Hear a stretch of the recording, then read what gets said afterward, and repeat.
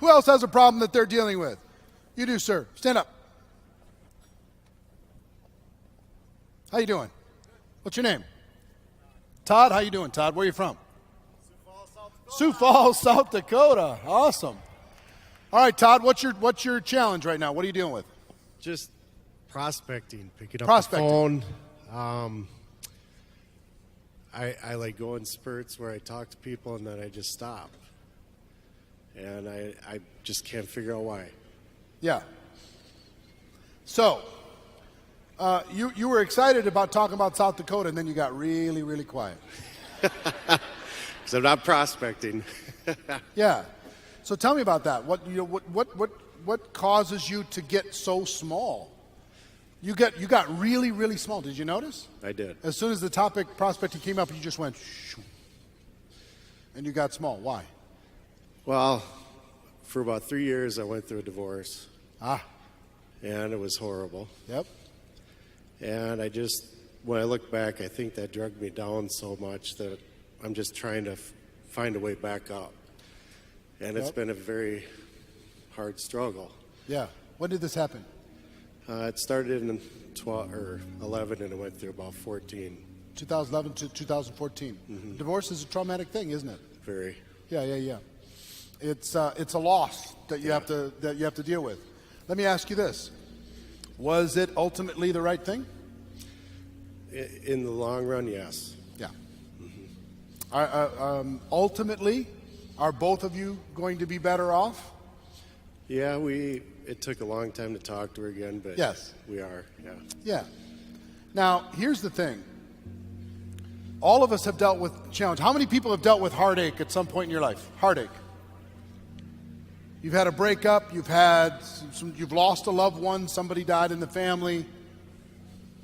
Heartache of some sort. The challenge, Todd, is if you live there, yes, then you're going to be in that emotional, traumatic, difficult state for the next 10 years. The decision that you've got to make is how many years do you want to suffer? Yes. I don't want to suffer anymore. You don't want to suffer. How many, because that's the challenge for everybody. How many years do you want to deal with emotional trauma and replay that loop every day to let yourself feel worse, to make yourself feel less confident, right? Right. To buy into, because sometimes there are some harsh words that are said in a divorce, yes? Yes, very. And those harsh words, sometimes we can buy into that and we can accept that as part of our being, right? Yes. Like you're nothing. Yep. You know, like you're a bad person, you're a piece of shit. Yep. Right? Exactly. These words happen in relationships.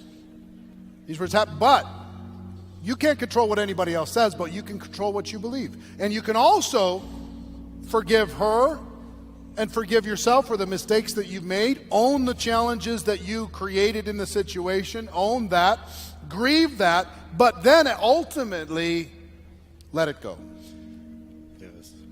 Because I will tell you this, until you let this go, yeah.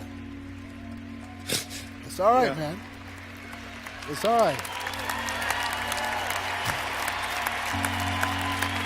It's okay.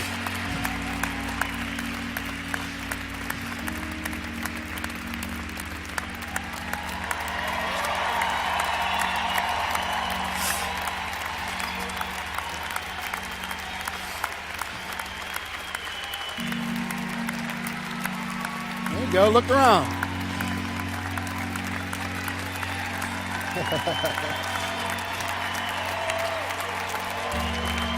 All right, Todd.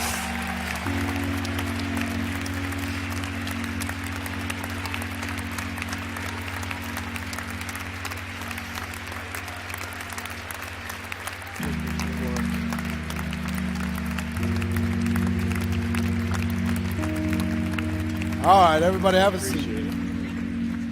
Careful, you might end up with a new girlfriend. Here's the thing, Todd. Sometimes we can take the trauma of life, and I want you to all hear this because you've all had trauma. You've all had loss. You've all had heartache. You've all had tough words. You've all had experiences that you have allowed to define you, and you don't have to let that define you for the rest of your life. You can decide You can decide not to live in a state of suffering. A state of pain and a state of suffering are two different things. Yes, that is. You can be in pain, but you don't have to be in suffering. Right. Suffering's a choice. And part of what you're doing is just beating yourself up. I am. Day after day after day after day. Yes.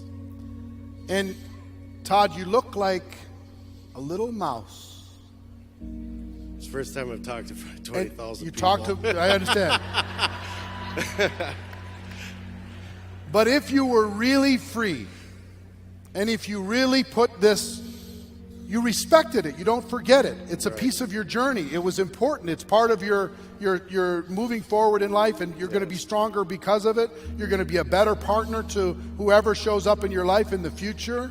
You're going to learn from this, right? Yes. And if you truly were able to release the suffering, not the pain, but the suffering, what would your body look like? How would you hold your body if you really were able to let it go? Oh, it would be so much of a relief. You see the difference? Yeah. It's way more here than it is here. Yeah. You know why prospecting is hard? Because I'm still holding the pain of the divorce. Yes. Yes. A lot.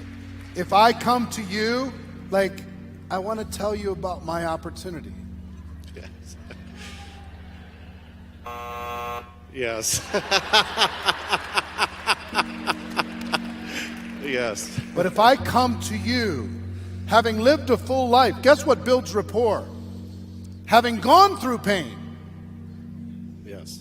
You have the ability to connect with somebody else who's gone through difficulty, to be able to talk to them about their challenge, to be able to say, yes, I experienced it too. Right. I experienced the pain and I chose to walk away from the suffering piece of it.